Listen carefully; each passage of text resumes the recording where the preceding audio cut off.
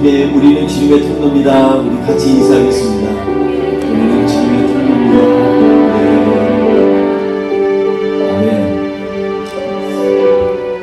우리에게 있어서 가장 친숙하지만 가장 우리가 늘 깨어서 묵상해야 될 은혜가 말씀이 은혜라고 저는 생각을 합니다. 그래서 아마 오늘 우리가 나누는 말씀 가운데서도 은혜에 대해서 다시 한번 묵상하며 주님 앞에 나가려고 합니다.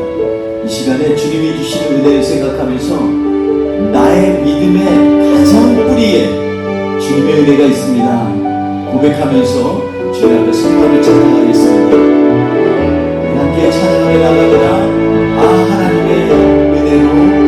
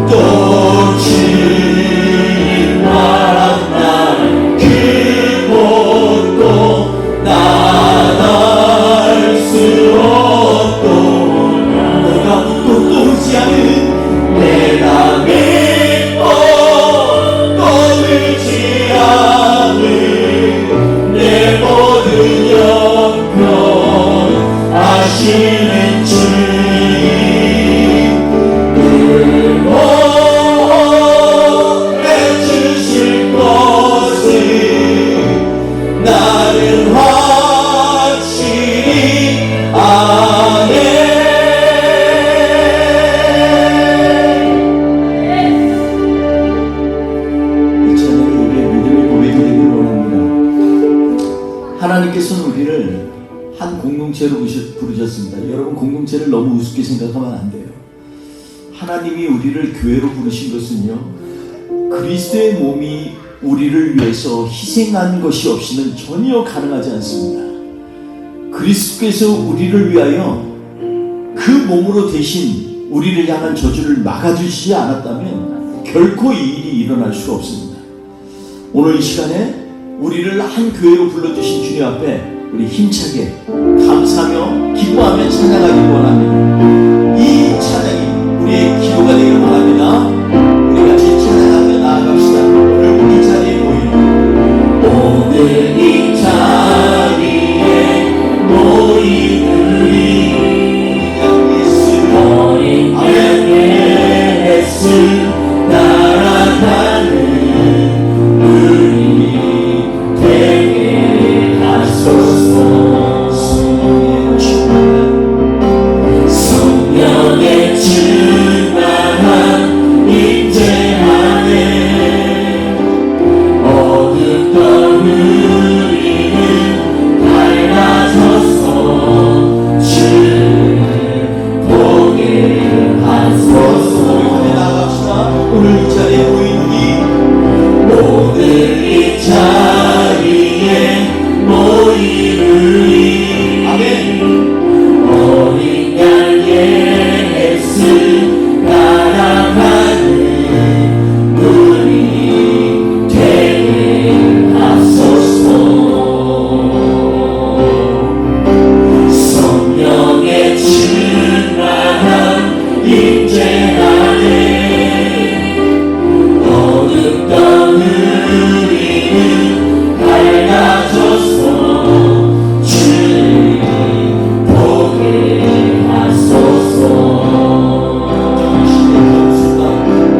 당신의 겸손한 당신의 거룩한 당신의 정직한 우리에게 보이사 내 안에 교만한 내 안에 정말한 내 안에 거짓된 모두 벗어버리고 당신의 겸손한 당신의 거룩한 당신의 정직한 우리에게 보이사 내 안에 교만한 내 안에 정말한 내 안에 거짓된 모두 벗어버리고 어린 양 예수 따라가는 우리 되게 하소서. 주 없이 살 수 없는 주 없이 살 수 없는 죄인의 그 주여 그를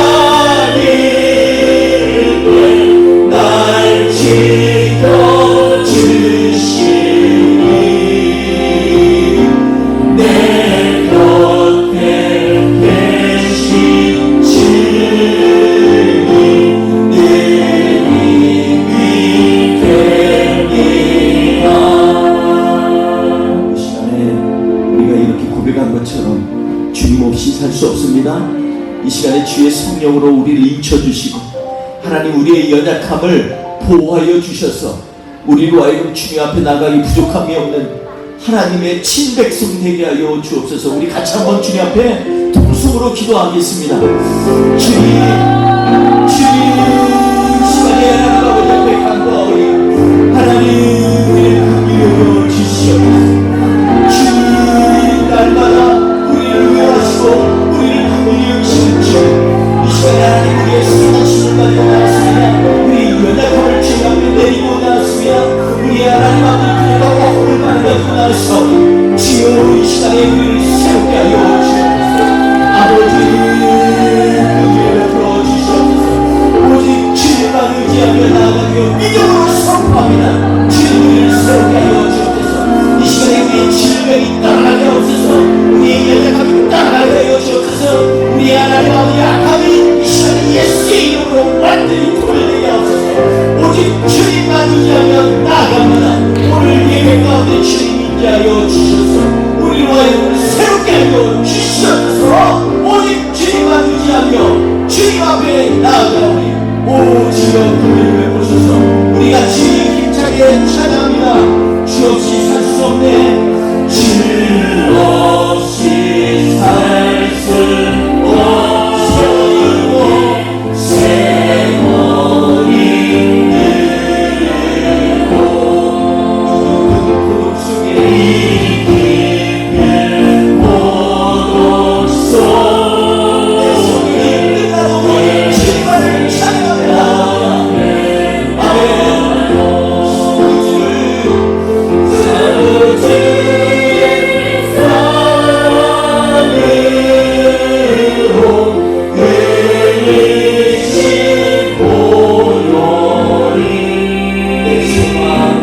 내 소망 나의 위로 내 영광으로 선포하겠습니다.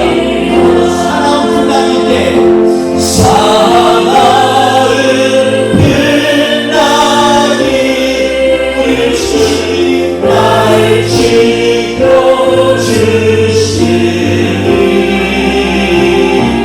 내 곁에 계신 주님 내 힘이 됩니다.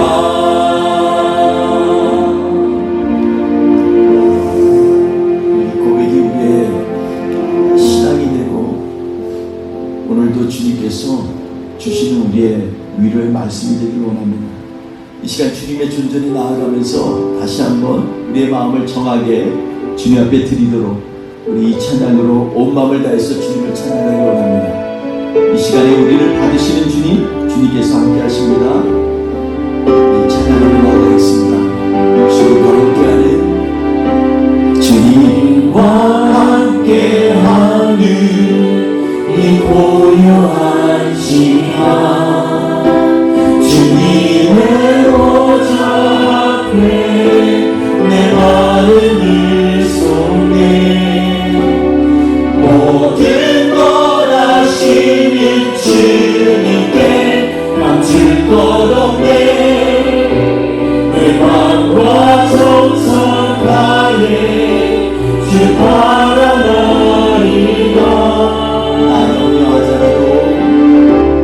나 염려하자라도 냈을 걸 아시니 나 오직 주의 얼굴 그하게 하소서. 이해할 수 없을 때라도 감사하며 날마다 순종하며 주 따르오리라. 온 마음 다해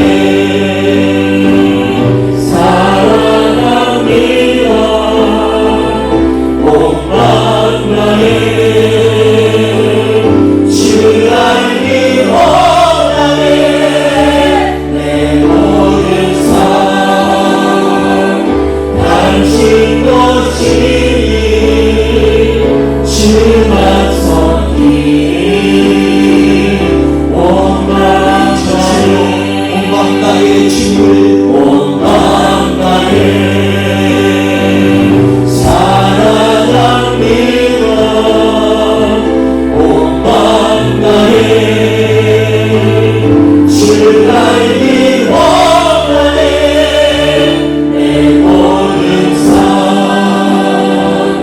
당신 것이니 주만 섬기 온 맘 나의 주만 섬기 온 맘 나의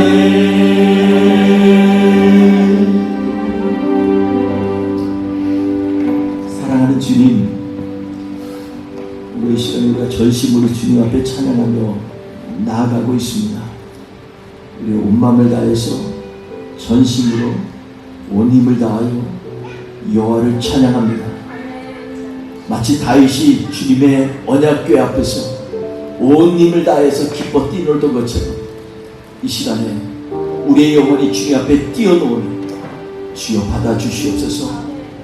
예배의 현장 가운데 살아 역사하시는 성령님 우리가 동행하여 주시고 이 예배 가운데 주님의 치유의 역사가 임하게 하시고 주님의 능력이 우리 안에 임하게 하여 주시고 주의 말씀이 살아 역사하시는 복된 예배가 되게 하옵소서. 감사하며 예수님의 이름으로 기도했습니다. 아멘. 우리 사도신경으로 신앙 고백하시겠습니다. 나는 전능하신 아버지 하나님 천지의 창조주를 믿습니다. 나는 그의 유일하신 아들 우리 주 예수 그리스도를 믿습니다. 그는 성령으로 잉태되어 동정녀 마리아에게서 나시고 본도 빌라도에게 고난을 받아 십자가에 못 박혀 죽으시고 장사된 지 사흘 만에 죽은 자 가운데서 다시 살아나셨으며 하늘에 오르시어 전능하신 아버지 하나님 우편에 앉아 계시다가 거기로부터 살아있는 자와 죽은 자를 심판하러 오십니다.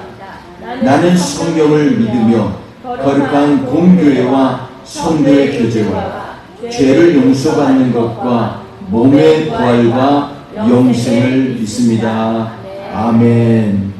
우리 이 시간에 다 같이 찬송가 20장 주님 앞에 올려드리겠습니다.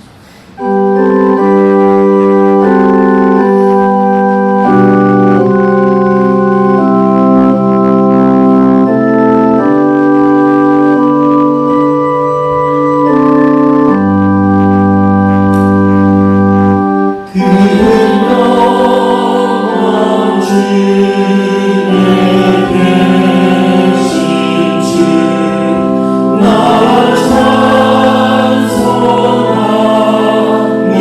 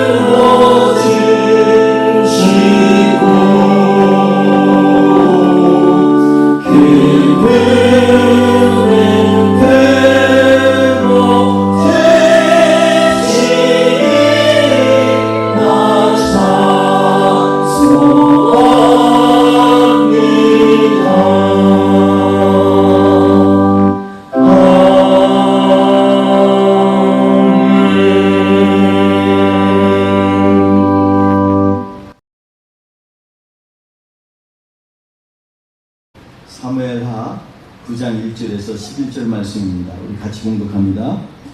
다윗이 이르되 사울의 집에 아직도 남은 사람이 있느냐?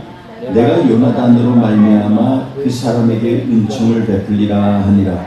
사울의 집에는 종한 사람이 있으니 그의 이름이 시바라. 그를 다윗의 앞으로 부르매 왕이 그에게 말하되 내가 시바냐 하니 이르되 당신의 종이나이다 하니라. 왕이 이르되 사울의 집에서 아직도 남은 사람이 없느냐? 내가 그 사람에게 하나님의 은총을 베풀고자 하노라 하니 시바가 왕께 이르되 요나단의 아들 하나가 있는데 다리저는 잔이이다 하니라. 왕이 그에게 말하되 그가 어디 있느냐 하니 시바가 왕께 아뢰되 로드빌 암미엘의 아들 마길의 집에 있나이다 하니라. 다윗 왕이 사람을 보내어 로드빌 암미엘의 아들 마길의 집에서 그를 데려오니 사울의 손자 요나단의 아들 무비보셋이 다윗에게 나와 그 앞에 엎드려 절하매 다윗이 이르되 무비보셋이여 하니 그가 이르기를 보소서 당신의 종이니이다. 다윗이 그에게 이르되 무서워하지 말라. 내가 반드시 내 아버지 요나단으로 말미암아 내게 은총을 베풀리라. 내가 내 할아버지 사울의 모든 밭을 다 내게 도로 주겠고 또 너는 항상 내 상에서 떡을 먹을지니라 하니 그가 절하여 이르되 이 종이 무엇이기에 왕께서 죽은 개 같은 나를 돌아보시나이까 하니라. 왕이 사울의 시종 시바를 불러 그에게 이르되 사울과 그의 온 집에 속한 것이 내가 다 내 주인의 아들에게 주었노니 너와 내 아들들과 내 종들은 그를 위하여 땅을 갈고 거두어 내 주인의 아들에게 양식을 대주어 먹게 하라. 그러나 내 주인의 아들 무비보셋은 항상 내 상에서 떡을 먹으리라 하니라. 시바는 아들을 15이요 종이 20명이라. 시바가 왕께 아뢰되 내 주 왕께서 모든 일을 종에게 명하신 대로 종이 준행하겠나이다 하니라. 무비보셋은 왕자 중 하나처럼 왕의 상에서 먹으니라. 무비보셋에게 아멘. 네. 오늘 우리 말씀 가운데서 아직도 은혜 안에 거하십니까? 라는 제목으로 같이 하나님의 말씀을 나누려고 합니다. 여러분, 오늘 말씀 가운데서 우리는 지난주에 연이어서 계속해서 하나님께서 우리에게 주시는 다윗의 모습에 대해서 다시 한번 새로운 것들을 발견해 나아가고 있습니다. 다윗을 보면 다윗은 감성적으로 굉장히 절제된 사람입니다. 그럼에도 불구하고 그는 하나님의 말씀 앞에서 하나님이 주신 약속 앞에서는 끝없이 달려가는 열정적인 사람인 것을 우리는 계속해서 성경을 통해서 이해하게 됩니다. 지난주 우리가 나눈 말씀처럼 8장에 있는 말씀은 사실 피비린내 나는 말씀입니다. 전체가 다 전투에 대한 얘기입니다. 블레셋을 쳐들어가서 완전히 그들을 함락시키고 그들과 갖고 있던 주요 도시들을 갖다가 다 점령하는 장면, 또 모압을 쳐들어가서 모압에 있는 장정들을 다 죽여서 눕혀놓고 길이가 2자면은 죽이고 1자면 살린다라는 말을 할 정도로 어린아이들, 즉 전투 능력이 없는 어린아이들과 노인들 빼놓고는 다 죽이는 그러한 일들을 서슴없이 행한 것을 보게 됩니다. 그뿐만이 아닙니다. 계속해서 에돔을 쳤고요. 그리고 위로는 소바를 쳤습니다. 그런데 그 핵심이 무엇이라고 우리가 지난주에 말씀 묵상하면서 발견했냐면 아브라함 때부터 계속해서 다윗에게 또 아브라함에게 모세에게 약속하신 서에서부터 우리가 이런 유브라데까지 있는 모든 땅을 내게 주리라 하는 말씀을 우리에게 주셨다는 것을 우리가 다시 한번 상기했습니다.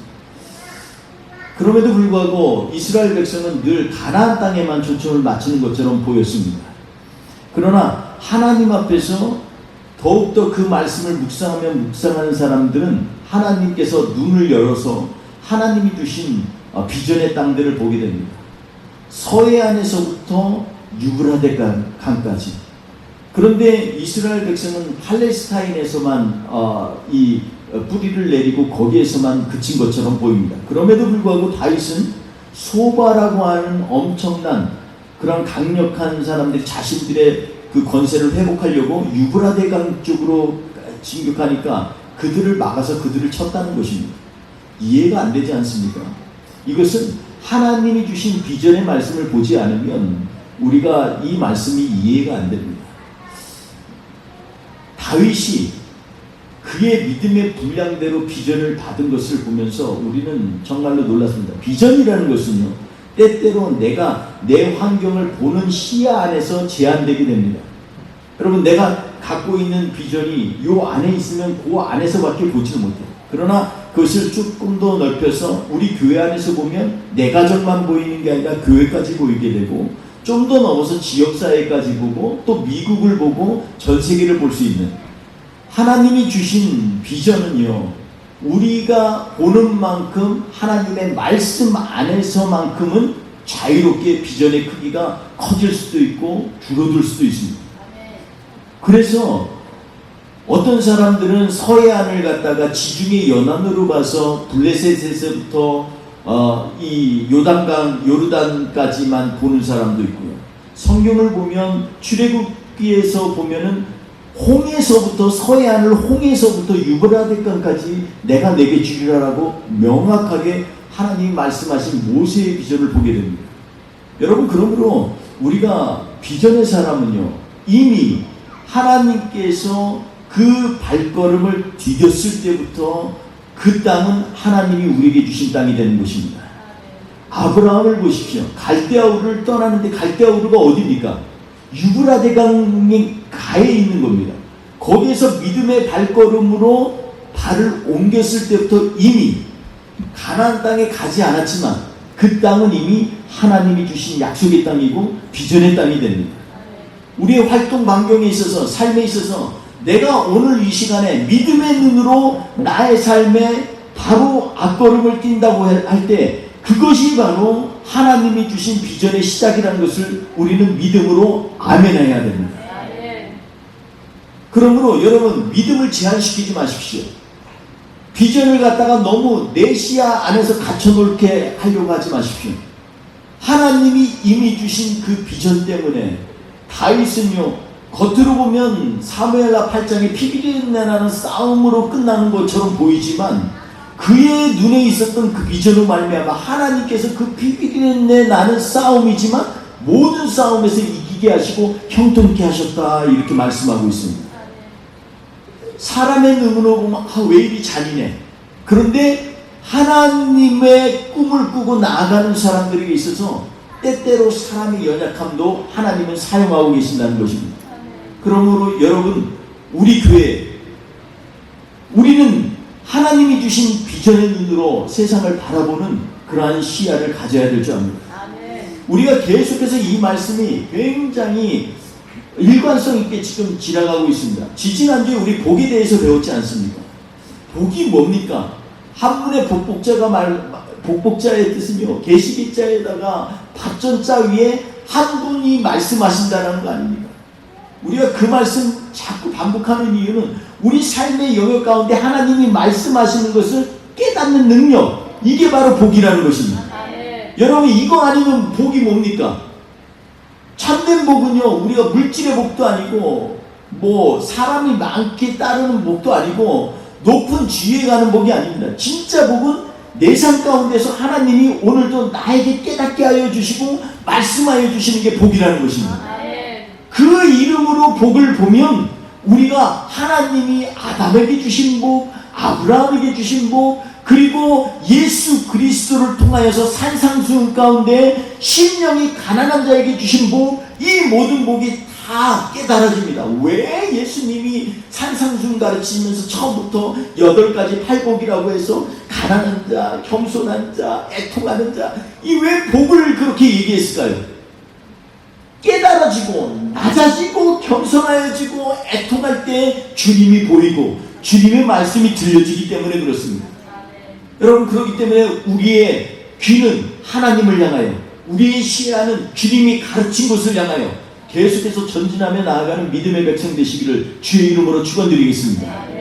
오늘 그런 관점에서 사무엘하 9장 말씀은요, 우리에게 있어서 특별한 말씀입니다.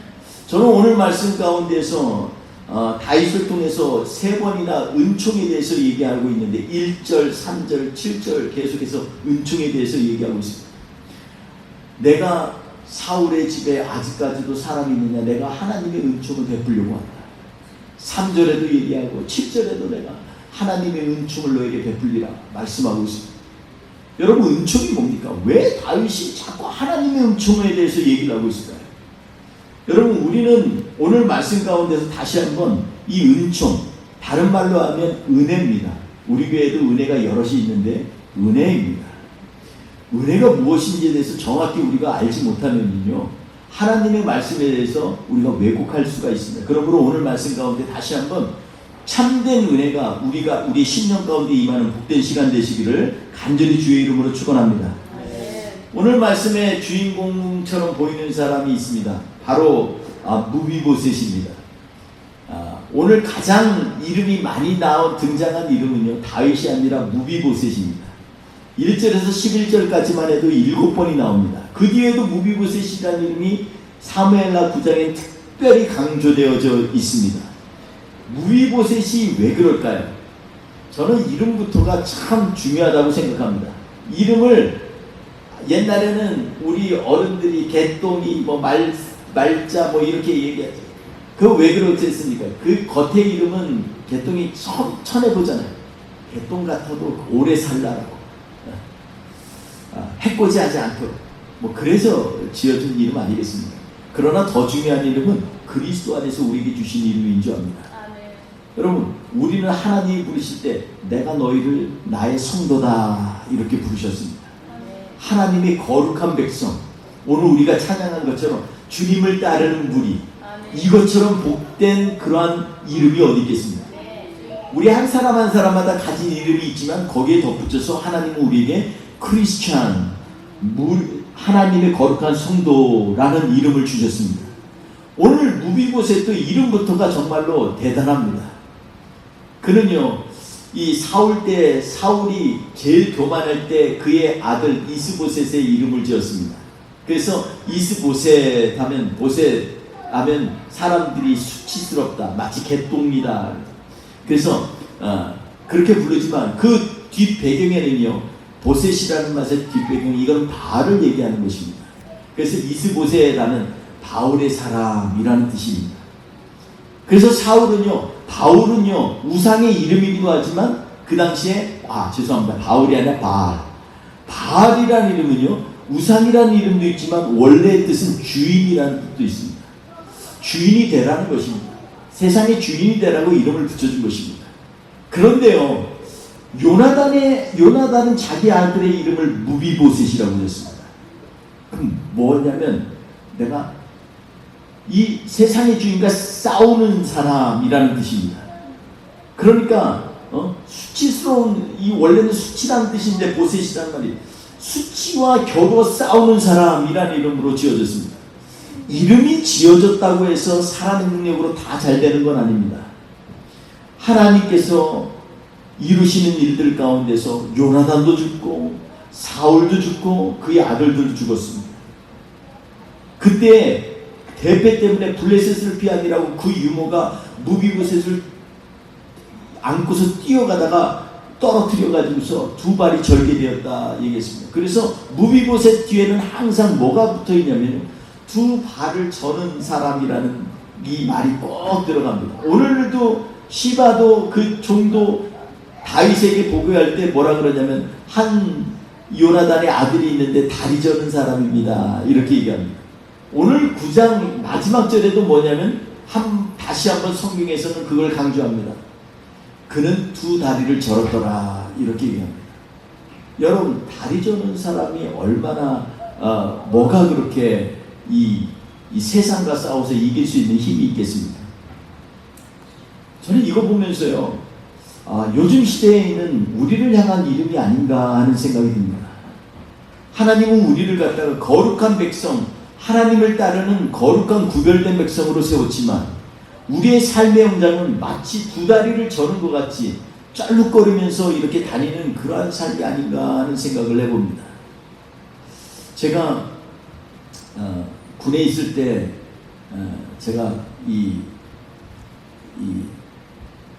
그 당시에 여당의 당사를 지키는 일을 했습니다. 그래서 그때 정말로 데모가 굉장히 심했습니다. 근데 그 앞에 항상 지나다니는 이 한 자매가 있었어요. 하도 자주 지나다니길래 뭔가. 근데 그 자매는 우리들을 보면서 다 신기한 모양이에요. 그걸 보면서 씨굽고 가고 씨굽고 가고. 근데 그 자매가 두 다리를 저어요. 여러분, 두 다리를 저는 걸 보면서요, 한편으로는 굉장히 죄송한 말씀이지만 조금 우리가 볼 때 어떻게 저렇게 걸지? 할 정도로 좀 처음에는 치근한 마음이 들다가도 나중에는 너무 왜 저렇지? 근데 너무 자주 왔다 갔다 하니까 그 모습이요, 눈에서 지금도 눈에 선합니다. 여러분, 얼마나 걷는 게 우스꽝스럽다. 죄송한 말씀이죠. 정말로 걷는 게 뒤뚱뒤뚱하면서 걷는, 사람이 눈으로 보면 정말 우스꽝스러울 수 있어요. 무비보셋이요, 왕의 자녀로 태어났고 그의 이름조차도 엄청난 이름을 갖고 있지만 그는 두 다리를 저름으로 인해서 완전히 세상 사람들이 볼 때는 우스꽝스러운 사람이 되어버렸습니다. 어떻게 보면 그 이름이 정말로 오히려 가십거리가 될 정도, 저런 몸으로 무슨, 이럴 정도로 우습게 여기는 그러한 사람이 되었습니다. 근데요, 하나님께서 그를 다윗을 통해서 은총을 베푸시니까 그 뒤뚱거리는 그 자태로 항상 내 주인 무비보셋은 내 상에 함께 먹으리라, 이렇게 모든 사람들, 신하들 앞에서 그의 어떻게 보면 사울의 감독관이었고 또 사울의 모든 것들을 다 책임졌던 집안의 종이었던 시바 앞에서 다시 한번 다윗이 확증하면서 선포하는 그러한 장면이 나옵니다. 내 주인의 아들 무비보셋은 이제부터 내 상에 먹으리라. 그러나 너희는 경작을 해서 너와 내 자녀들과 네 종들은 이제 사울의 땅을 다 경작해서 무비보셋에게 모든 양식을 대라라고 명령을 하는 것을 보게 됩니다. 아무리 우리의 삶이 밑바닥으로 떨어지는 것 같지만 하나님께서 성도로 부르시고 하나님의 거룩한 백성으로 부른 그 사람은 하나님께서 결코 그냥 놔두지 않습니다. 반드시 하나님이 붙드셔서 끌어올리는 장면이 나옵니다. 오늘 말씀 가운데서 그래서 은총이란 말이 3번이나 연거푸어 나오는 것 같습니다. 여러분, 제가 그 전도사님의 한국에 있는 교회의 교회의 전도사님이 계십니다. 그 교회는 사실 그렇게 큰 교회도 아니지만 작은 교회도 아닙니다. 근데 그 교회 청년부에 전도사님이 계세요. 근데 이 전도사님이 주일날 하루는 거지 분장을 하고요, 그리고 교회 앞에서 있었습니다. 근데 그날따라 비가 주룩 내립니다.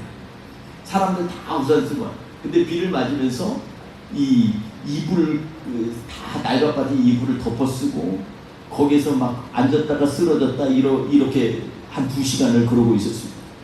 예배를 드리러 오는 사람들이 전부 다니면서 어떤 이는 가다가 갑자기 쭉 한참 멀리 돌아가지고 들어가고, 어떤 사람은 치근한 눈으로 보지만 그냥 들어가기도 하고, 어떤 사람은 안타까워가지고 저기 사장님 괜찮으세요? 저는 거지한테 사장님이라고 그러는 사람도 처음. 한국엔 그게 통용어예요. 사장님 괜찮으세요? 그래서 그러더니 말을 안 하니까 전화를 해가지고서 119를 불러고 경찰을 불러가지고서 보호하려고 하고, 어떤 사람은 나중에 가서 자기가 뒤에 가서 인터뷰를 하는데 인터뷰 가운데서 마음이 자기가 도와야겠다는 마음이 있어서 위에 가서 성도들하고 상의하겠다 올라갔는데 올라가서 잊어버렸대. 이런 사람도 있고, 여러 사람들이 있어요. 근데 그 전도사님 2시간을 그러고 있는데 경찰관이 와서 저 선생님 여기서 뭐 하시는 겁니까? 빨리 이러다간 큰일 납니다. 어서 저를 따라가시죠. 뭐 이러고 어떤 사람은 또 옆에다가 그 도시락 같은 거 챙겨주기도 하고 또 그 교회 권사님들은 나중에는 몇 분이 내려와가지고 밥 준비해놨으니까 가서 밥 드시라고 그러기도 하고 그래도 그 교회 참 멋있지 않아요? 그런 분들도 있고 막. 예. 근데 얼마나 분장을 잘했는지 제가 봐도 거지 중에 산 거지. 그리고 막 그냥 옷도 일부러 그렇게 더럽게 입고 막 이러니까 사람들이 어떤 사람 진짜 코에 그 전사님이 너무 리얼하게 하려고 뭐를 붙였는지 모르지만 코를 막고 들어가는 사람도 있었어요. 나중에 드디어 예배 시간이 딱 시작됐는데 그 전사님이 그 입은 채로 뚜벅뚜벅 해가지고 문을 열고 들어갑니다. 사람들이 처음에는 너무 황당해합니다. 예배 시간에 근데 다 죽어가는 것처럼 보였는데 저렇게 뚜벅뚜벅 걸어가니까 깜짝 놀라요. 근데 걸어가는데 강단으로 올라가는 거예요. 그 사람들이 막 어떤 자매들이 막 웃어요. 허탈한 웃음도 듣고 그 위에 와서 겉옷을 벗고 가발을 하고 벗기고 딱 보니까 얼굴에는 검은 거 막 칠했긴 했지만 자기들이 따르는 전도사님이 거기 갑자기 싸늘해집니다. 그리고 그 전도사님이 얘기를 합니다.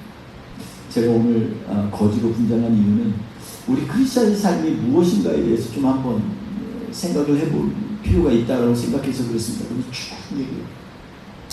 거기까지가 이제 한 클립에 그러면서 인터뷰가 나오는데 저는 그 장면을 보면서 오늘 말씀이 굉장히 오버랩됩니다. 어떻게 보면 무비보셋은 자기 친족에게조차도 버림을 받은 사람이에요. 그래서 전혀 알지 못하는 어떻게 보면 문하세 지파에 속해 있는 사람.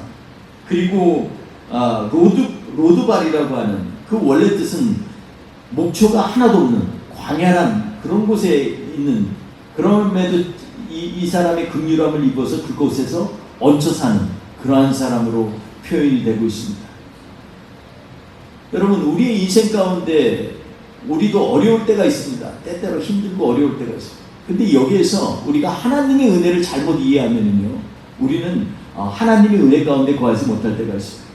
저는 오늘 이 말씀 가운데서 우리가 분명히 은혜가 무엇인지에 대해서 한 번 더 얘기를 하려고 합니다. 오늘 본문에 나오는 말씀은 헤세드라는 말로 인자라는 말로도 표현되고 은혜라는 말로도 표현됩니다.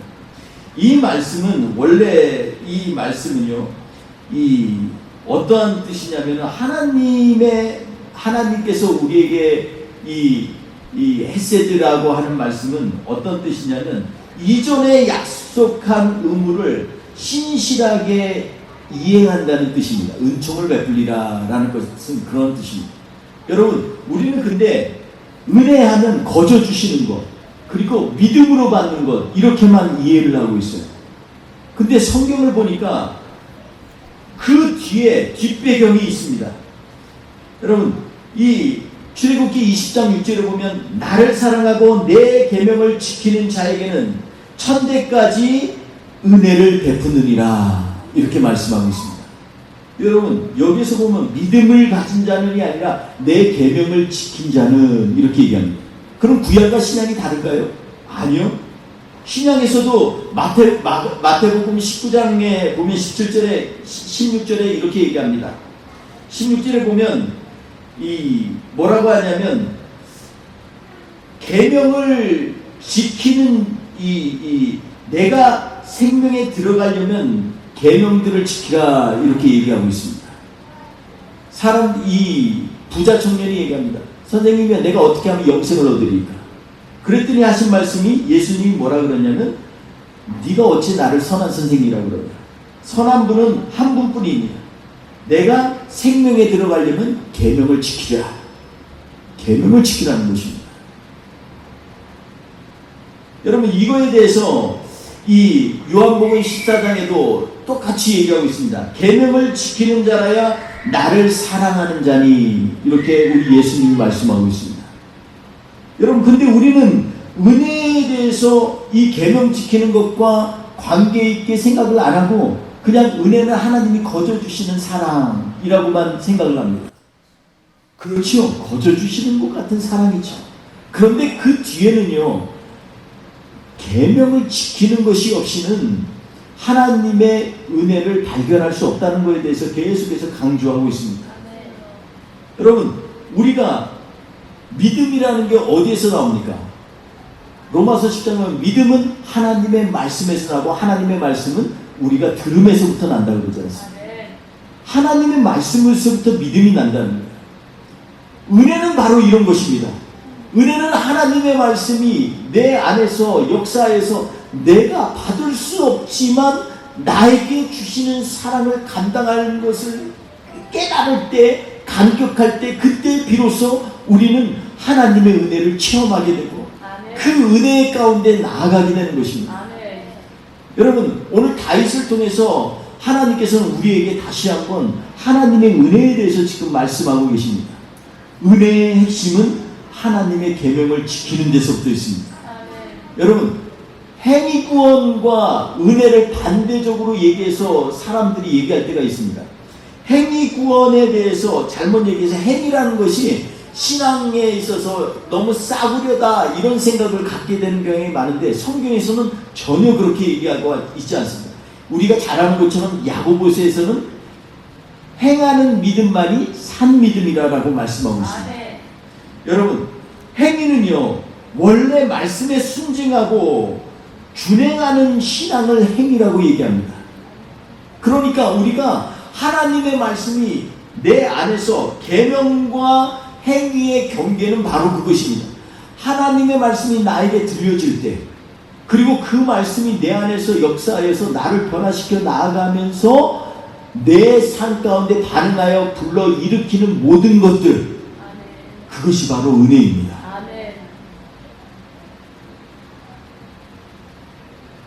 저는 아까 말씀 나눈 거지로 분장한 전도사님이 왜 거지로 분장했을까?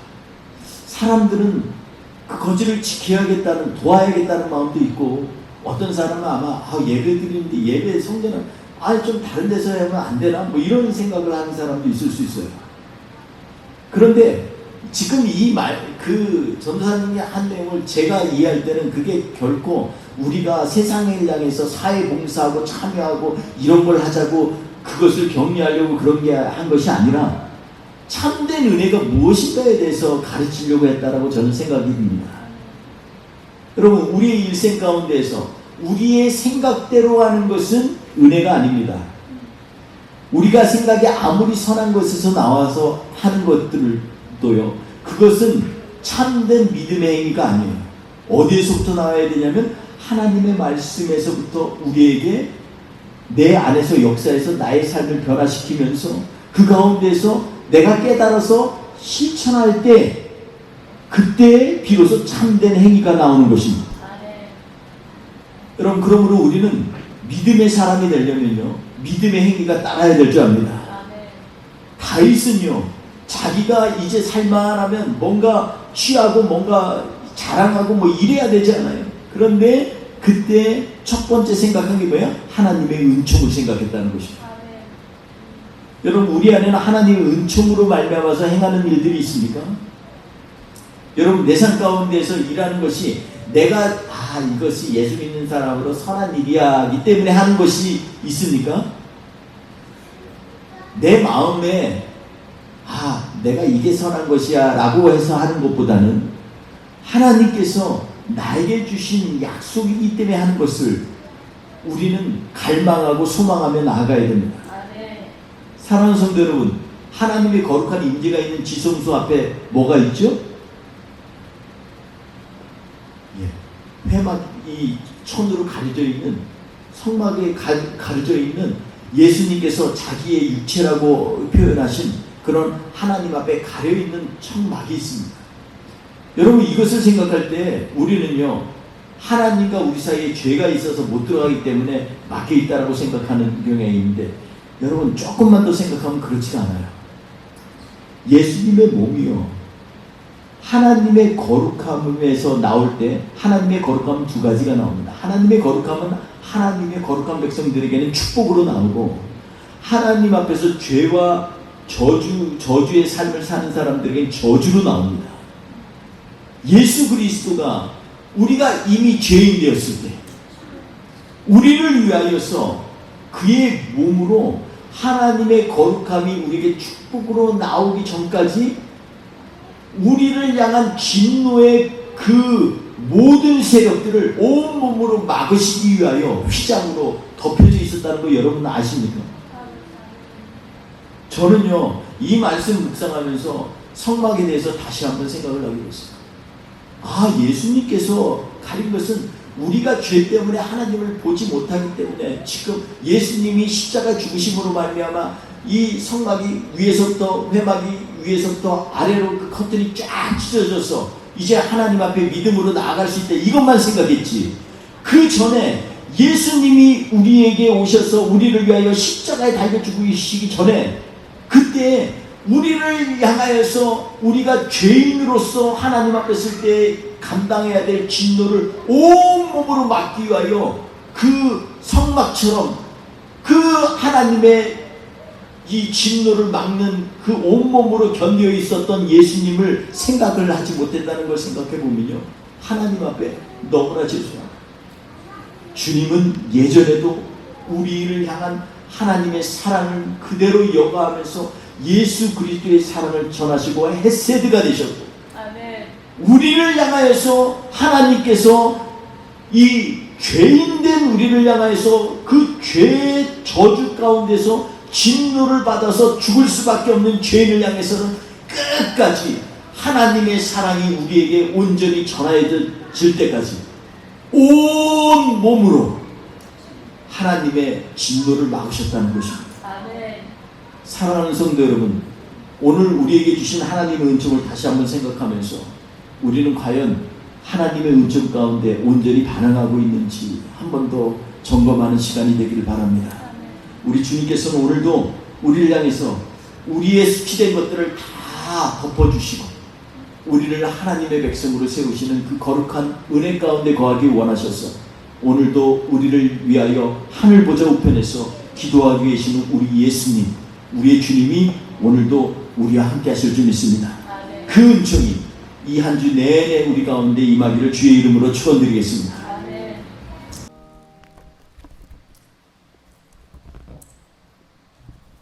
좋으신 하나님 아버지, 오늘도 우리가 마음을 다하여 주님 앞에 나아갑니다. 주님의 참된 은혜의 의미를 다시 한번 묵상하면서 과연 우리는 아직까지도 하나님의 은혜 가운데 거하고 있습니까? 스스로 질문하며 주님 앞에 우리의 마음과 생각을 드립니다. 주님이 이번 한 주 동안도 주의 은혜가 내내 우리와 함께하여 주시옵소서. 이 한 주도 주님이 주신 은혜 가운데에서 매 순간마다 매 시간마다 하나님의 우리를 향하여서 말씀하시고 인도하심을 늘 보고 듣고 순종하게 하여 주시옵소서. 오늘도 주님 앞에 거저오지 아니하시고 거저오지 않고 기도하며 기도로 또 하나님 앞에 섬김으로 또 귀한 헌물로 하나님 앞에 드린 손길들마다 주님 축복하여 주시옵소서. 오늘도 하나님 우리에게 일용할 양식을 주시고 신령한 양식으로 매일매일마다 우리의 삶을 채워주셔서 한 주 동안도 주님의 보호와 은총 가운데 거하게 하여 주옵소서. 감사하며 예수님의 이름으로 기도합니다. 아멘. 지금은 우리 구주 예수 그리스도의 은혜와 아버지 하나님의 지극히 크신 사랑하심과 성령님의 동행하시고 역사하심이 오늘 이 시간에 다시 한번 우리는 아무것도 아니고 정말 사람이 보기에 낮아지고 낮춰진 그러한 인생일지라도 하나님께서 함께 하시면 능히 못함이 없다라고 하는 믿음의 고백과 은혜 가운데 서기 위하여 갈망하는 하나님의 백성들 머리머리 위에 지금부터 영원토록 함께 하옵시기를 간절히 축원하옵나이다. 아멘.